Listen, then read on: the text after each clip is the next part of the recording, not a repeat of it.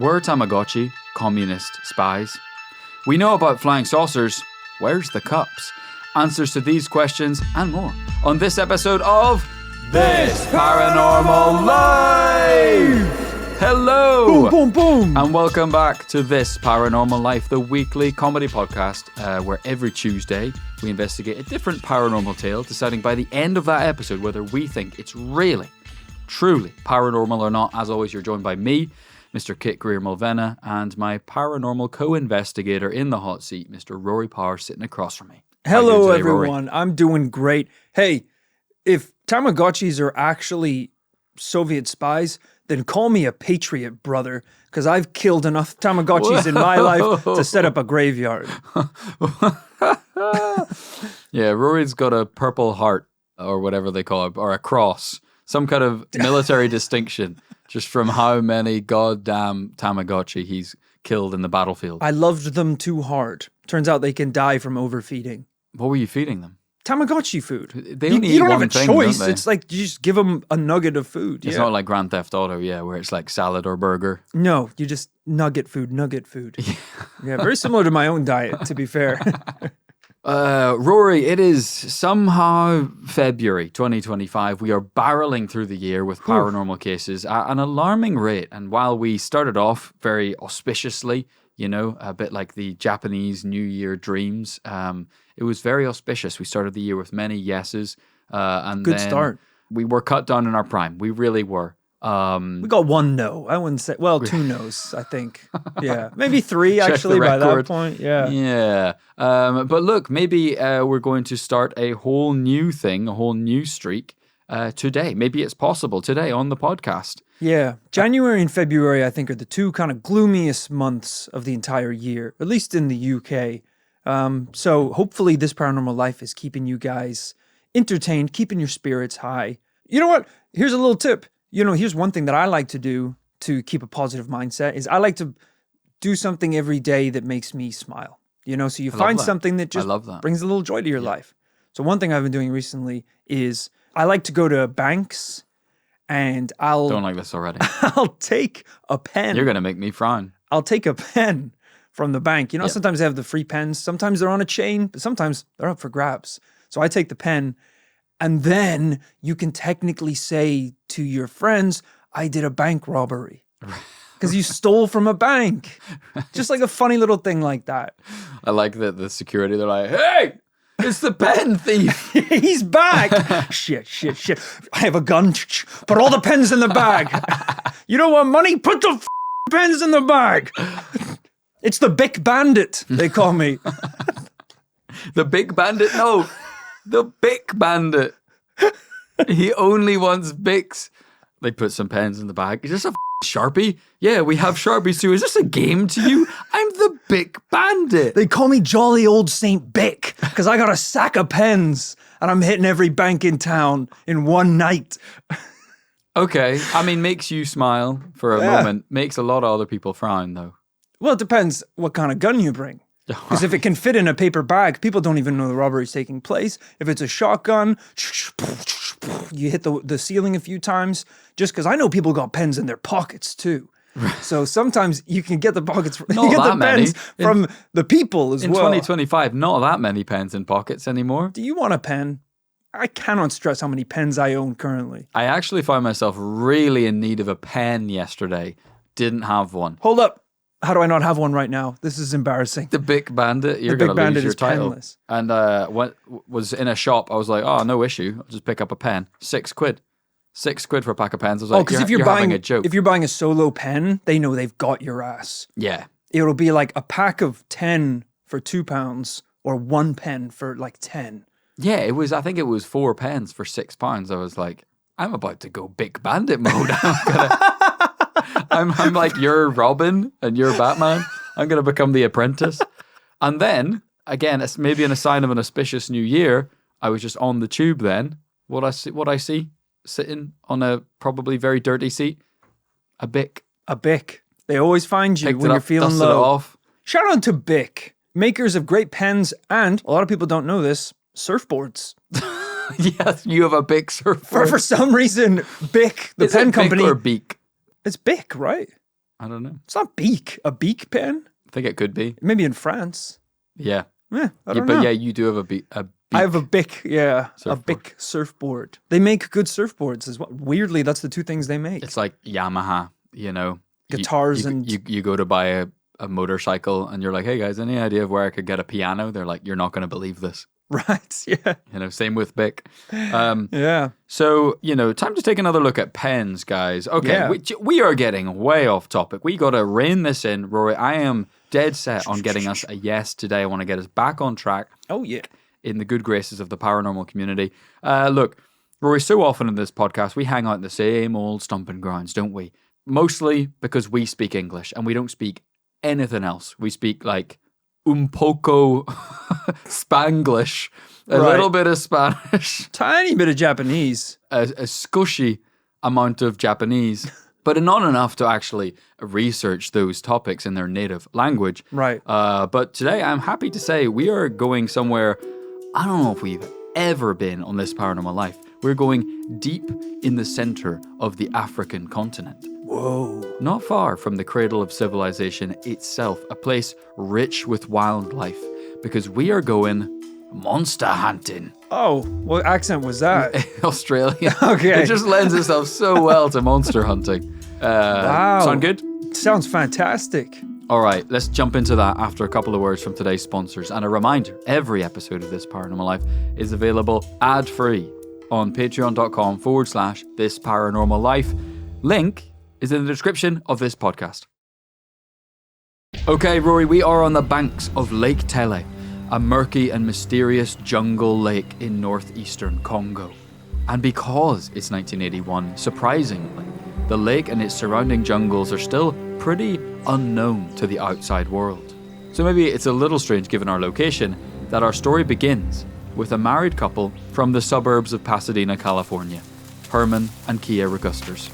But these two were not on holiday.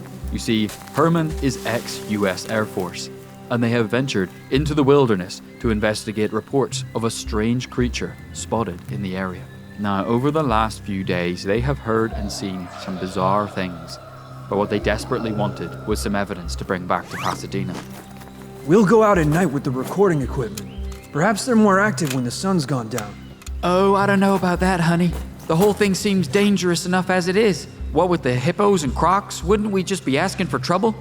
Look, if I leave here without trying every possible approach, turning over every rock, I'll never forgive myself. Now please, pass me the cables and the microphone, would you? Sure enough, by nightfall they had returned to the southern banks of the lake. Taking a small boat out into the darkness, they traced the shore. But just then, out of the darkness, just as Herman had hoped, they heard something. They were sure it was the beast. He described later how an extraordinary and loud animal cry was heard. It came from the jungle and seemed to be not more than 40 or 50 meters into the thicket.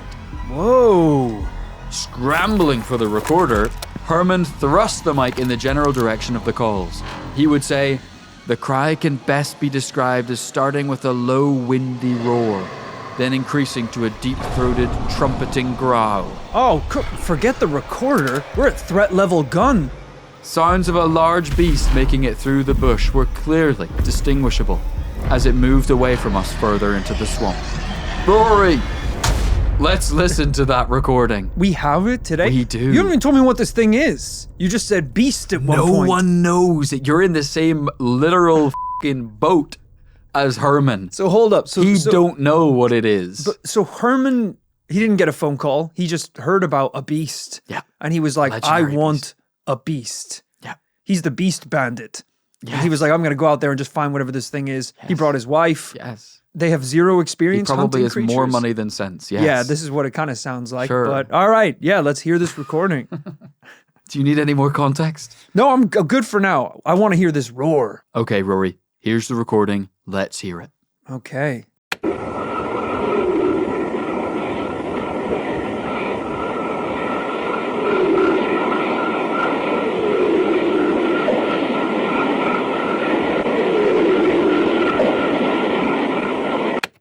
Was this recorded on a Nintendo 3DS? It was 1981. The 3DS didn't even exist.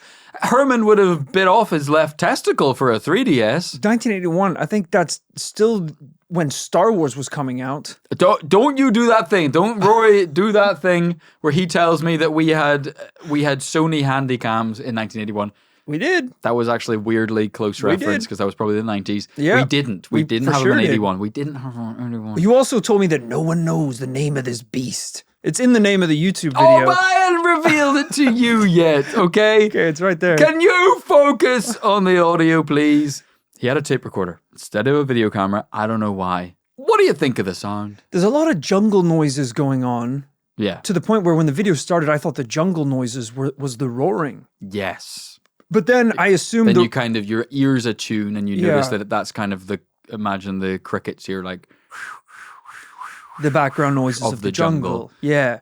I assume the roar, quote unquote, that we're talking about is that like... kind of sound. Yeah. Because it repeats several times. And then there's almost like a little tick afterwards, which is cool. My imagination runs wild there, thinking it sounds like a Jurassic Park style beast stomping through the forest. Because like when it goes, yeah, you're just making that up now. That definitely wasn't in the thing. Let me tell you Phil, can we get some dinosaur footsteps in there? Because I don't think anyone heard it. The jungle's noisy, isn't it? Yeah. Imagine trying to get to sleep with that. We live with that well. I live sound. in the heart of the city. In the Brooklyn of London. We're talking people just screaming at night, cop cars driving around, just chaos outside the window all the time. I can sleep to that. I'm fine sleeping with that. Right. I don't think I could sleep in the jungle. Yeah. Just this constant sound of crickets kind of eating away at you.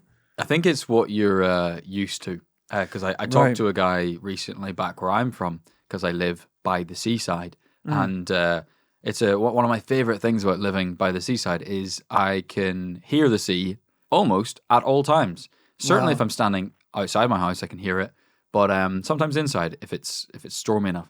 And but I talked to a guy, this old guy, recently in the street, and he was like, so you could just hear it all the time here. And I was like, yeah, pretty much, because he lived in the countryside, and he was like, I think I would kill myself. I was like, what do you mean? He was like, I'd be lying at night thinking about how the ocean will just rise up and swallow the earth someday. All right, well, he's got a couple other things going on, I think. He was like, what if there's a tsunami? I was like, I don't think there's ever been one. So, like, if there is, it's the day after tomorrow meteorite tsunami. What do you know about Aquaman/men? I would say waves are a pretty good constant noise to hear. Yeah. Famously quite a relaxing sound. I think I could get used to jungle, although I hate mosquitoes. I can't deal with mosquitoes, so that might be a no-go for me. That's tough. I don't like mosquitoes either. This audio was later analysed by a series of zoologists and biologists who couldn't pinpoint a known culprit. Regusters was convinced he'd got a recording of the very creature he'd travelled to the Congo to find. The creature that's the subject of today's investigation. Because whenever he played that tape to the locals, they simply replied, "It's the Mokele Mbembe." Whoa, so this thing has a name to the locals. Yeah, they are on first name terms. Uh-oh. Like he works in the local pub. Rory, have you ever heard about the Mokele Mbembe? I don't believe so. I have to just assume you're pronouncing the name right. But I did walk in on you watching multiple tutorial pronunciation guides. I said, don't listen to this. Yeah, not going to lie. The internet's not coming down with pronunciation guides. So apologies if you are Congolese or from this general area or Cameroon.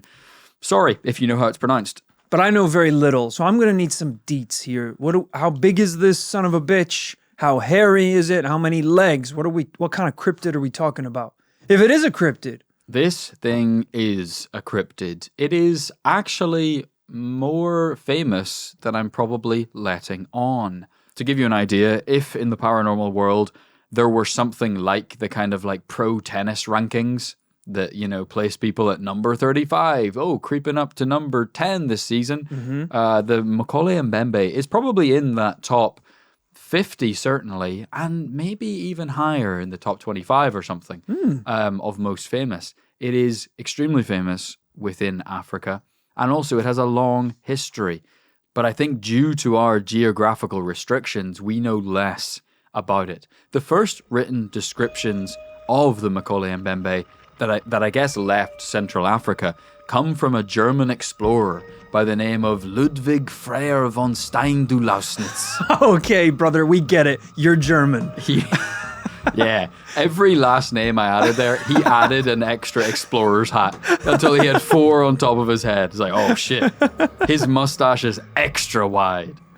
It's like my uncle. It's like I have a German uncle. What's his name? Walter, of course. It has to be. Obviously. During the early part of the 20th century, von Stein, as I'm going to call him, travelled to Cameroon to conduct ecological surveys. He had heard tales of mysterious animal tracks found by French missionaries in the region over 100 years earlier. He also heard of the many myths and legends of the local communities living along the lakes and rivers. They described a swamp-dwelling cryptid, similar in description to a sauropod, the classic long-necked, long-tailed, 4-legged dinosaur, like a Diplodocus or a Brachiosaurus. Oh. In most cases, the Mokele Mbembe is described as reptilian, smooth-skinned, and a grey or reddish-brown colour. Some also mention a horn on its head. Whoa! Its long neck and swamp habitat has earned it the nickname Congo's Nessie. I'm really struggling mentally to build a picture of what this thing looks like. Rory, You keep adding things. It's really not that crazy. Okay. For a crazy cryptid. Rory, here's an old drawing of the creature made by the Baka people of Cameroon. Okay. Listeners of the podcast, I will now help you picture what this thing is. All right. It's Diplodocus. yeah. Or, well, yeah, kind of. Which one is that? The big long neck boy from Jurassic Park. I thought that was a Stegosaurus. Nope, Stegosaurus is the one with the spiky back and it's all like low to the ground. Oh, I thought the other one was called a Diplodocus. Yeah, Diplodocus. Diplodocus? Is that another word? I always said Diplodocus. Diplodocus. Diplodocus? Like, let me see one of them there, Diplodocus, right here. And then I think a scientist was like, old boy, I think you mean Diplodocus. Oh, really? Yeah. Ooh, gee, I've been pronouncing it wrong. Where are all my paleontologist friends when you need them to correct me? Yeah, look, this thing is just a dinosaur. I mean, it does have spikes on its back in one point. I'm not seeing a horn. Yeah. Like you pointed out, I assume it would be more like a rhino or a unicorn. Some say it is a horn. It's a giant lizard thing. It is. Yeah, these are. When did you say these drawings were done? Yeah, I think a minute ago. Like that wasn't drawn on an iPad, was it? No. It's giving cave. It's giving Bic. Yeah, it's giving cave, like in the sense that it literally looks like ancient Spanish cave paintings. But I actually don't know. I just don't know. But I will say it doesn't necessarily look like anything that I know exists today. Now, this thing is very widely believed across this region of Africa, with stories going back hundreds and even thousands of years across the Congo Basin into Gabon and Cameroon. In the local Lingala language, Mokele Mbembe is translated to the one who stops the flow of rivers. Whoa, that's how big this motherfucker is. Yeah, that's f***ed up, isn't it? Now, while von Stein didn't find any physical evidence, his stories fascinated Germans when he returned home. He wrote, "Canoes coming near it are said to be doomed. The animal is said to attack the vessels at once and to kill the crews, but without eating the bodies. The creature is said to live in the caves that have been washed out to the river in the clay of its shores at sharp bends. It climbs the shores in search of food. Its diet is said to be entirely vegetable." Oh, I didn't see that coming. I do think this tracks with our dinosaur mates. I think the Diplodocus was a vegan. Right. And there weren't a lot of humans for him to mess up. Not in a kind of cool Bushwick way. He just didn't like eating meat. Well, Kit, as an angry vegan yourself, I could see why you would relate to today's creature. Right. If I were to start killing people, I wouldn't eat them either. Yeah, exactly. I would just kill them on account of being vegan. Unfortunately, that doesn't lessen your sentence in court. Look, it has to be said, this type of cryptid is quite common, isn't it? Let's just call it what it is, a living dinosaur. Yeah. Like Nessie, like maybe the Ogopogo, and many other river and lake cryptids we've covered before. Yeah. Why is it always this type? That's a genuine question. Oh, I thought that was rhetorical. I thought you were just going to lead off into something. Yes, I'm sorry, Phil, turn off the dramatic music. But why is it? I don't know. That wasn't like a why is it? Yeah. I don't know. I guess this is the kind of creature that could live in a lake like this. And also... Is it because it's real? Okay, that's what you're getting at. I mean... Turn the music back on. Is it because it's real? I don't know, but we have never, in any case, except for the Ogopogo, seen enough evidence to prove that anything like this was real. That's true. I need to watch that video back. Let's play the Ogopogo video at the end of this case to I don't make think so. evidence for this one. That's not fair. Not that there's not going to be a video. Not that there's, but it is 1981. So like, what did they even have? What did they even have? As word of this beast reached Europe, explorers became interested in tracking down the Mokele Mbembe. Just think Jack Black in King Kong. You can't just go down to the pub in Berlin and start talking about this beast in the 1900s. You're going to have 12 guys with twirly mustaches and old-timey helmets licking their lips about capturing this thing alive. Right. Which is why, in 1932, a cryptozoologist by the name of Ivan T. Sanderson jumped on the case. Rory, does that name ring any bells? Kind of. Well, it should, because he's come up in several of this Paranormal Life cases before. This guy was lived in that kind of late age of exploration where he specialized in hunting down new species of animal. And now in his early career, he discovered a bunch of regular animals. So he was very successful in discovering things like pygmy elephants and various new species in places like Africa. Look, a cryptid is only a cryptid until it gets discovered. Exactly. And then it becomes a regular animal. And I suppose that's why in his later career, it was considered that he turned his focus to cryptids. But I suppose you could just say those were the animals he didn't actually find. Yeah. He specialized in writing magazine articles about things like Bigfoot and living fossils and lake monsters like the Mokele Mbembe. And so when Sanderson went to Africa to find the Mokele Mbembe, these are some of the most detailed descriptions of the hunt for the beast. Okay, most detailed descriptions of the trip to the hunt of the beast. So not the beast. Never before have we seen the amount of detail provided in the local vegetation and the snacks that were provided on the trip, on the hunt, on the search for the beast. So far removed from the beast. You're gonna have egg on your face, my friend. I hope you like omelets. All right? The soil in the region of the beast, mostly clay. The sky, when I hunted for him, a little cloudy. My mood, a little gloomy Sour. as well. I got some new shoes, which I hadn't quite broken in yet, which, the first 2 weeks of the trip were really a write-off on account of my ankles were sore. I bet halfway through this trip, he was probably like, I should have stuck to squirrels and shit. I've bitten off way more than I can chew here. I found like 9 different species of lizards. I was getting invited to universities to give talks, and I got too big for my boots, and I said, you know what, next up is a unicorn.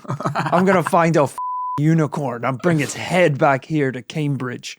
Hey. This just sounds like what he's done. If you fly too close to the sun, you're going to get burned. But he didn't get burned. Yet. We don't know. Yet. We don't know. Look, it's going to be fruitful. The fruit? Fruitful on the hunt for the search for the beast. Shall I play the tape again? I think we need to play the tape again for you to take this seriously. I want to hear the evidence. I want to hear this testimony. 10th of August, 1932, Captain's Log. I know I'm not really a captain, but it feels cool to say.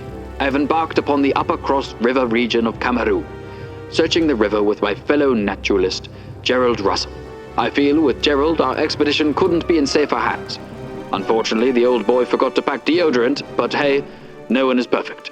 We've already discovered vast hippo-like tracks, as well as large areas of trampled grass and piles of half-eaten fruit.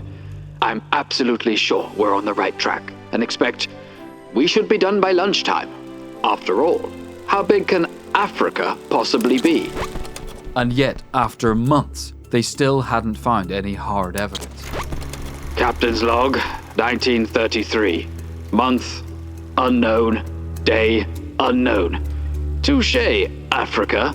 It looks like I underestimated my opponent. We had become frustrated with our lack of physical evidence. But finally, we made contact with the beast. Gerald, Russell, and I, with 2 boys in 2 small canoes. Where'd the boys come from? How long have the boys been on the trip? Well, we got lonely, didn't we? What year is this? Worryingly long time ago, 1933. I'm sure they're just helping row the boat. Okay. So that Gerald is ready to hit record on that ancient tape recorder that sounds like shit. We entered the river from below through a gorge in the Mamp Pool at dusk. As we passed some all but submerged caves in the cliffside, got the shock of our lives when one of the most terrific noises I have heard outside of warfare issued from one of the caves. The thing was shiny and black and was the head of something, shaped like a seal, but flattened from above to below. Its head alone was about the size of a full-grown hippopotamus. What? In later years, when someone asked Ivan, "Are you sure you just didn't see a crocodile?" he said, and I quote, The effing thing's head was bigger than a hippo. So unfortunately, he describes how they sprinted. They basically rowed as fast as they could to shore and sprinted from the beast. So frustratingly, he didn't get a photo of the thing. Why did we hire boys? They can't swim very fast. We left the boys as bait and jumped into the river, swimming to safety. I'm going to assume, hopefully, when he's referring to the boys, he's doing so in like a kind of beers with the boys type Right. group, like the lads. Cracking open a cold one. Yeah. Not a boy. Hunting for a beer. couple cryptids with the boys, Right. you know? Not children. I think they were children. I'm not Don't gonna say lie. that. I think Don't they say were. that. Don't make me think that. Hey, he's employing local people, providing jobs. Hopefully he paid them. You shouldn't take children to the place where a cryptid lives with the size of a hippo head. Hey, a 17-year-old is a child in the eyes of the law. Hopefully they were almost 18, like working age. We don't know. Hey, he seems like he's pretty clear about what he saw. I thought that was cool. Yeah. And he said it a couple times. Its head was bigger than a hippo, Yes. and he just saw the head. Yeah. But that's the thing about a water beast. You're only gonna see the head. Right, but okay, well there is a problem with that because if he only saw the head and he said the head Let's was pay some bills. and he said the head, the head was the size and the shape of a Break. hippo. What? He's like, I only saw the head, Yeah. and the head is the size and the shape of a hippo. Right? Did he just see a hippo? No, you mother. Because let's be very clear about this. Looked like a hippo. Head the size of a hippo. But the head Only saw the But head. the head was the size of a full hippo if it was out of the water. Because hippos walk on land too. Yeah, what's your point? What? So it wasn't a hippo's head. No, it wasn't a hippo's head. Yeah. But the head was there. It was the head of a hippo. I understand the difficulty here. It's like seeing a car, okay? And then your analogy is, you don't understand. The wheels of this car were the size of a normal car. Yeah, so it's like, so what's the weird part? It's yeah. like, but then he's like, no, I mean, the wheels were 10 foot long. I get what you mean. The size of this creature's head it was the size of an entire hippo. Yep. But if you only saw the head and you didn't see the body, how can you know that you weren't just looking at a hippo? Because It was just the an enormous size head. was implausible. No, well, he actually, no, but to be fair, I'm humoring you and not shutting you down because I think this is a good point. But he didn't actually say, what did he say? He says it was just the size of a hippo. It didn't look like a He hippo. didn't say it looked like a hippo, I don't think. He said it looked like a seal almost, with slightly flattened from a seal. Okay. So there you go. There you go. Wow. Okay, so look, I'm going to try and rein this in. We've got audio of the beast, hundreds of years of testimony, local names and stories for it. We've now got one of the preeminent explorers and cryptid hunters and biologists of the time, Ivan T. Sanderson, said he went looking for it and he saw the thing with his own 2 eyes, as well as our German, Walter, Walter von Heim. He told the German community about it too. And this guy never went back. He just saw it once and he was like, that's Dipped. good enough for me. He's like, between you and me, I am running out of boys. God, no, oh God, hopefully not. They are dying every day. He's like, the thing about boys, they require more food and water than you would think. He's like, I take them because they're small, and I think they can survive on peanuts. They can't. They can't. They're growing. Actually. They're growing boys. Despite being small, unlike me, they're growing. Okay, we got to rein this in. Look, we're going to come back after a short break here because it turns out that a lot more people than just Ivan saw this thing. Going to talk more about that after a couple more words from today's sponsors. Woo! That's right, there has been a long list of explorers who've had brushes with it. I am very much cutting down this list to some headlines. In 1924, a telecommunications engineer called Robert Lehouard came across a long-necked, long-tailed Mokele Mbembe-like animal fighting a crocodile near Lake Tele when he was on a hunting trip. He estimated it was 10 meters long. 10 meters? Yeah, that's wow, big. Yeah, that is big. That's the thing about meters. The number sounds small, but meters are big. Yeah. A big man is only 2 meters. Right. You're talking 10 meters? So 10 meters is big. Whew. In 1935... We're talking hippo size. No bigger than a hippo. In 1935, a man named Firmin Mosomele saw the creature. I love this. He described how he first noticed the river appeared to flow backwards. Whoa. Then he saw a, quote, great red-colored animal rising above the surface, with a snake-like head protruding 6 to 8 feet out of the water. He frantically paddled in the opposite direction, and the creature eventually re-submerged. Holy shit. When he was interviewed by a scientist, he took one of their reference books and pointed to a sauropod dinosaur in the textbook and said, "That's what I saw." What are you... I'm letting a lot of stuff slide today because I don't want to dive into every single story. Go on. But this is what do you mean he talked to a scientist? Because what scientist? Because I think the point is, Ivan and guys like that come to town, and they're like, "Right, motherfucker, we're gonna find this shit." Okay. All right, you boy, come here. Find me everyone in town who's seen the beast. Yeah. Round him up. And then he's like, "Yeah, Alan's seen it." And he's like, "Right, Alan, come here." I've got a tenner. I can buy me like 12 boys. Yeah, exactly. Yeah. 24 boys, please. Because I think the locals or people who live tangentially in surrounding areas, they want to get to the bottom of it too. And so when someone comes along and is like, "Right, tell me everything. Tell me all the stories. I want to know where you've seen it, where I can find this thing." And they start to hear stories. Yeah, we're just telling a lot of stories here without real names of people or anything. Firmin Mosomele. From in the 1930s. Robert Lehouard. Yeah. Lehouard. Who's the scientist? Don't know. No, I did know, and I deleted that name. Yeah, there was a couple of blokes. It was a couple of blokes turned up in like the 50s or something, and they started writing everything down. And that's why when you go online now, there's like quite a long list of local accounts. Okay. Look, none of these little questions are going to matter in a second when I read the next bit that's going to blow everything apart, okay? All right. Because in 1959, the craziest bit happened. Locals at Lake Tele claimed that in 1959, a Mokele Mbembe was trapped and speared to death by the Bagombe people. Holy shit. It said that they somehow drove it up the river and into a barrier of pikes, which are very similar to spikes. Right. And so it was driven onto these wooden spikes, and then they were able to spear it. Now, the first word of this reached the West in the 80s, when, as they say, explorers were landing down and asking about local tales. It took 30 years? 20 years.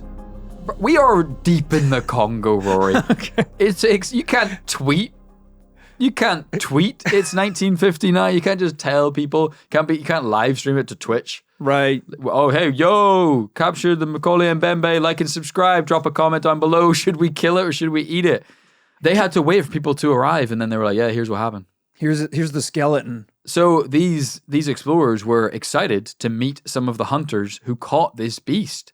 They were told that everyone who hunted the creature ate its meat and died straight away afterwards. That's great. That's karma coming at you. It really is.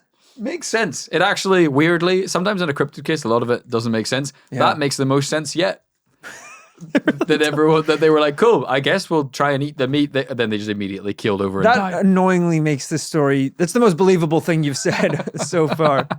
Also, very brave of them to know that this thing exists and their goal is to hunt it and kill it and eat it. Right. Because no story so far has ever implied that there's more than one. Right. True. So if you capture this thing, kill it, and then get all the scientists around and you're like, oh, now that we have this dead one, we can learn so much about the creature and its local habitat. Who's to say that wasn't the only one? It's gone now. Yeah. You killed it and ate it. Yeah. I mean, this is the quintessential issue with cryptids. I mentioned Jack Black and King Kong earlier. I mean, this was even in King Kong, which is ironically set in a not totally dissimilar time in 20th century history, where, yeah, that happens in all the movies. They capture the beast, and then you got three people arguing. One person being like, I love it, we must study it. One person being like, we gotta kill it. And then one person being like, we got to make a traveling circus. Yeah. People are gonna not agree on what to do with it. Right. Just like this creature today. So researchers immediately very disappointed to hear that everyone died of food poisoning after eating the Mokele Mbembe. That is pretty coincidental as well. Can we talk to any of the witnesses? Yeah, everyone died. Every single one of them. We lost 37 boys that day. Which is actually less than usual. A record low. For a day. Boy deaths are way down now that no one's hunting the beast anymore. That was why they had to kill it. The thing was eating boys like cereal. Just having bowls of boys for dinner. It is just bowl full of them. But it later turned out there were two men who didn't die and survived to be interviewed. They said, be careful, the thing's pretty poisonous, it turns out. That's the one bit of info they can give. They were like, do not eat it. They had no teeth left. Do not. It looks delicious. But Rory, I well know that on this Paranormal Life, we need more than testimony. We need more than just eyewitness reports. Now, it was great to have a recording of the beast at the start of the podcast. But call me a doubting Thomas, because I need to see this thing with my own eyes too. But don't worry, because Herman and Kia from Pasadena, California, they didn't just get the recording. They also got a photograph. Whoa. All right. Let's see this thing. I just want to quickly check though before I show you it. We could come down to a quick conclusion, like give this thing a quick yes. Like it feels like it's already in the bag. So like, let's just seal the deal and then kind of victory lap with the photo. I really want to see this because you said they went on this expedition, I believe, in 1981. Yeah. And you were arguing about how low quality kind of evidence video and audio was at the time. I did Google on the break. 1981 was the release of Indiana Jones and Raiders of the Lost Ark. And that probably cost $200 million in money back then to make that. To show how technically advanced we were at this point in time, that year we also released a Gundam movie. I didn't, So this isn't like medieval times or prehistoric times. We're not still using one of those old-timey photo booths. It wasn't Steven Spielberg, was it? It was Herman. We were making anime. It wasn't Herman Spielberg. We were making anime and importing it. So sure. I'm assuming... What are you trying to say? I'm just saying this is going to be hopefully a very high-quality picture. All right, well, let's couch that because me and Phil, Phil's got a vintage, he was handed down a vintage camera recently. I have owned vintage cameras. I have a camera, the type of camera that would have been used back then. Right. And the picture quality is incredible. No, it's not. It Nikon is. M, a Nikon EM, and it's fine. It shoots film, which is tough at the best of times. Sure. And with a lot of it's black and white. Black and white was cheaper to shoot. Yeah, but a pro like this, a pro monster hunter. And the thing is far away. I'll just say that. Just- All right, let's look see at the the image. picture. Let's see the picture. image. Okay. Why did I think this was going to be something good? It is good. Sorry, it is good. Don't let people think it's not good. I kind of forgot. So that's the lake. I can see the That's lake. the jungle. That's about the only thing I can see. And that is something mad I going on in the middle of it all. forgot just how in a lake this thing is. Yeah. I don't know why in my head I was like expected it to be kind of on land or through bushes or something. No. Kit is showing me a picture of a lake. And yes, a tree line behind it. And on the lake, there is a piece of driftwood. No. Not even anything protruding beyond 2 to 3 inches from the lake. It's just a little flat piece of black wood kind of floating on the top. I would estimate that to be 20 to 30 foot in length. You'd be wrong. You'd be wrong, sir. That is absolutely not. They really didn't get anything better than this is the photo that they got, that they took back. I think there's a quote where Kia was like, we were really focused on getting the audio recording. I bet you so were. we weren't taking as much time to get the photo. If I went out to take a photo of this monster and this was the photo I took, then guess what? I didn't get a photo. They did. I would come back and they say, did you get a picture? Nah. Look. Nah, sorry. I will. It's not great. Yeah, it's not even. It's not amazing. It's not even something I can look at and decide whether or not I think the monster is real or a hoax. Because it's just a log. It's not a log. What is it? There's a lot of trees behind the lake as well, so the chances of it being a log are relatively high. But, well, what I would say is it is... Did we say Nessie was real? No, I don't... Oh! I don't remember. I don't know. Because what I was going to say is... I don't think so. It is... I actually don't think it's any worse than the Nessie evidence. Nessie evidence is kind of notoriously bad and sparse for how famous it is. Really terrible. That is kind of what old Nessie evidence looks like. It's like the tiniest sliver of a hump. Yeah, but even Nessie, we do have some quite infamous pictures, which I think have Which are hoaxes. Yes. But where it is more of like a neck or something protruding upward, defying gravity, that would imply that there is a larger body below the water supporting that structure. This thing in the picture, it's not even, there's nothing even really poking up out of the water. It's just a log lying flat on the water surface. That might be a boy. That might be one of Sanderson's boys face down in the water. So dark. Okay. He's like, I can't go back to Berlin empty-handed. He turns to look at one of the boys. He throws them in the water, takes a photo.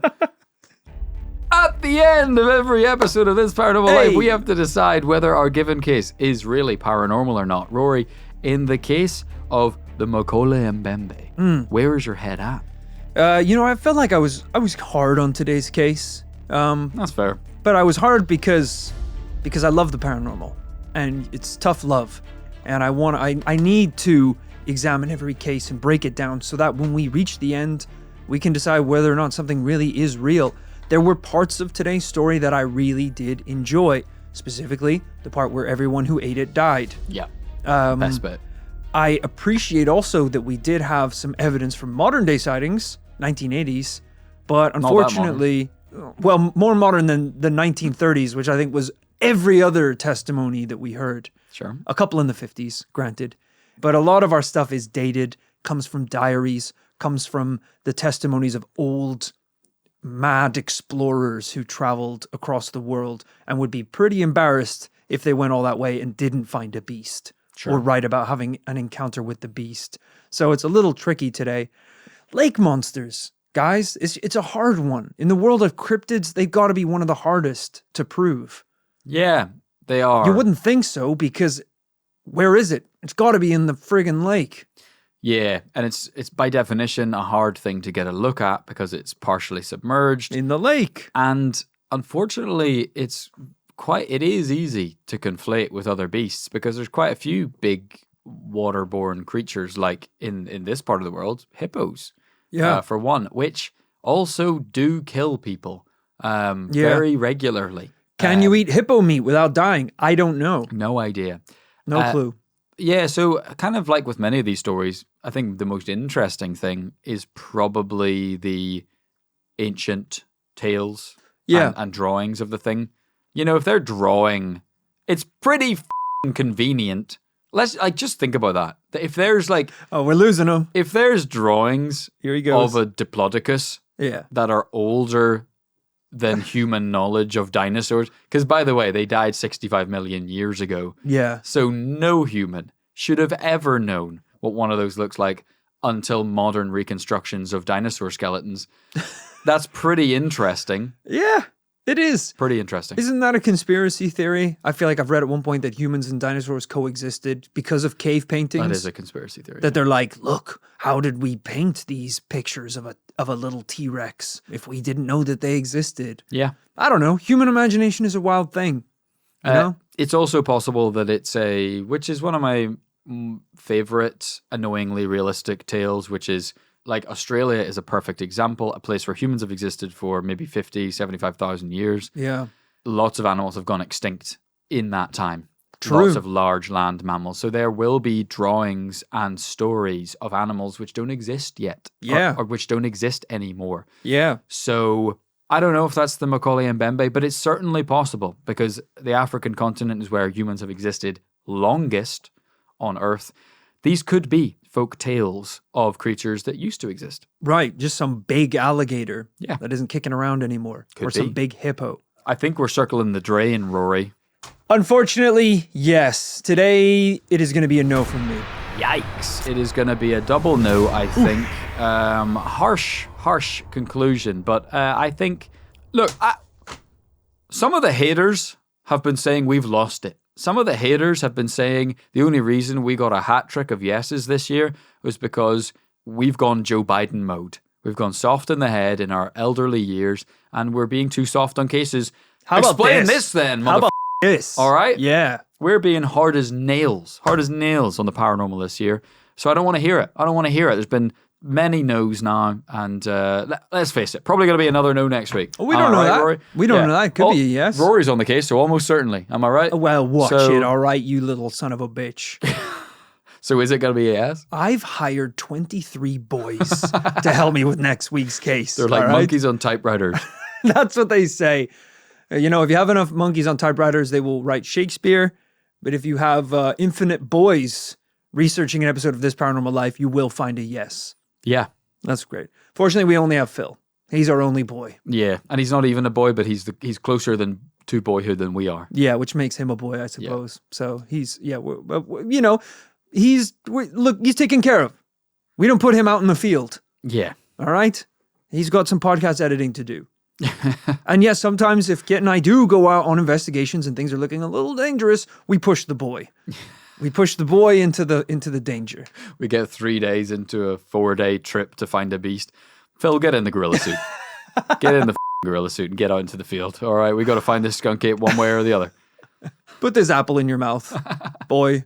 Look, I have absolutely relished looking into this case all the while. Thank you to Ewen, Friers, for helping research this case. Well done. Great case. Great case. If you can't get enough This Paranormal Life, I think we've said it many, many times before. If you love a river monster investigation and you want to see the apex case, if you want to see the gold standard, it's only on Patreon, I'm afraid, because it's the Ogo Pogo investigation. Yeah. And you know what? As a little treat, how about we play a clip from that episode right now? Because you didn't get a yes on your regular episode, how about hearing some juicy evidence from the episode we did on the Ogo Pogo, only on Patreon? The sighting has amazed and terrified locals. This experience has had a huge impact on our family. My son won't go swimming past the sandbar anymore, and I definitely am not going in the water. The first thought is, what is that? And then the second thought is that kid in danger? I mean, it's hard. I know for you guys who were just listening to that, it's hard to get an idea of what we just saw. I'm going to go on record and say that was some of the most convincing evidence I've ever seen in any episode of This Paranormal Life. This is wasted on a bonus episode. I'm ready to swear down right now that this motherfucker is real. We saw it with our own eyes. I mean, that's about as real as it can get. It's like, we have a footage where we caught him on camera. Folks, it's real. I just saw it in a lake. Unless they built a giant animatronic snake machine for this TV show, then I don't know what else I just witnessed. Humps. We just saw humps moving through like a giant, like God. It was Godzilla. It was Godzilla, folks, living inside this lake. Ooh, okay. Ooh. I think you can tell that's a tantalizing episode. Wow. That if you haven't heard, you're gonna need to head over to patreon.com/This Paranormal Life. And that is only one episode of hundreds that exists over there. So if you love the podcast and if you want to support your boys and and make sure that they can live happy lives, the place to do it is patreon.com. Hold up. We them boys. Go Wiz Khalifa mode over on patreon.com. Support the podcast. Get hundreds of episodes in return for as little as $5 a month, pending local taxes and currency conversions. That's right. At the end of every podcast, we like to do shout-outs as well for the people who are on this shout-out tier of our Patreon. Hell yeah. Let's round out with that now. So, a special thank you to Jared Staples. Jared Staples sounds like the sidekick for the Bic Bandit. He's the kind of guy that goes into like a post office and is just grabbing every stapler he can find. Yeah, and he's always furious. Where's your staplers? No one staples things anymore, Jared. Right. It's 2025. He's got like a stapler to the clerk's neck. And he's like, I'll put a pin in you right now if you don't give me all the staples you got. And I'm in the background shoving pens in a bag. Yeah, man. That's right. I like that. You know, because Batman's villains are getting kind of scary. I don't know if you know that these days. No. The Joker, he used to be like a funny guy. Now he's actually crazy. Yeah. The Penguin, I thought he just wore a funny suit. I think he like human traffics. Yeah, it's really dark stuff. So we need to bring back some of these kind of like just silly Batman villains. Me, the Bic Bandit, and who's this? The Stapler? Batman beats the shit out of him, puts him in a coma. Jesus, Batman, that was a little much, don't you think? I know you don't kill people, but he's as good as dead. I have to use my Bics to sign the form for them to pull the plug on the stapler. Oh, this is dark, Batman. Jesus. This is so dark. He's like, I didn't technically kill him. You all but did, though. All but did. Sign the form. I didn't kill him. You did, Batman. You did. Jesus. He killed himself. Yeah, because his life was so bad after you beat him up. You used his own stapler on his own face. It was his choice to make. Thanks lastly today, but not leastly, to Day Mackie. Mackie, do you own a Saki? Because the Bic Bandit, he's got a heist coming up. And it's actually kind of hard for me to hold all the pens and the bag together. And now that we got the stapler involved, there's some extra gear being shifted. So we do kind of need... The word goon has negative connotations. Right. But we do kind of need just a goon to hold the sack. So we can just kind of throw the goods into it and you kind of bundle them up. Because we talked about boys earlier. I think of it as an evil boy. Right, that's kind of what a goon is. Yeah. So the role is open. If you do own a Saki, that would be fantastic. Get in touch. We can't pay you much unless you like pens. Because I have a lot of pens. We actually, speaking of the Patreon, we talked about it on the podcast recently. I actually have a pornographic Simpsons pen. Yeah, God. Which, it's got your name on it if you want to sign up for the team. An irresistible offer, clearly. Thank you, Day Mackie. Thank you to everyone who shouted out this week. And we will be back with more shout-outs from next Tuesday, along with, maybe more importantly, a brand new paranormal tale. Bye-bye.